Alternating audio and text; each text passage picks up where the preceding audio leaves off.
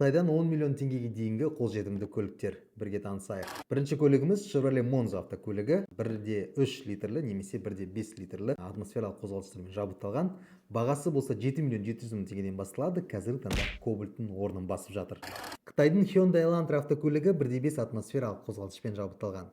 Ресми дилерде дәл осындай автокөліктің бағасы 11 миллион теңгеден басталады.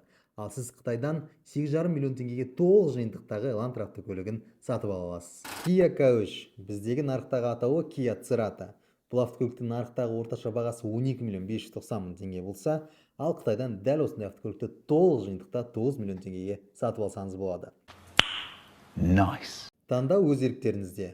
Жұмыс жасамайтын дилердің кепілдігі үшін автокөліктің құнына 30-40% төлегенше, дәл сондай автокөлікті толық жиынтықта Қытайдан тапсырыс беріңіз. Қазақстан автонарығы бойынша осындай контенттер сіздерді қызықтыратын болса, біздің каналға тіркеліп, лүпіл басып отырыңыздар.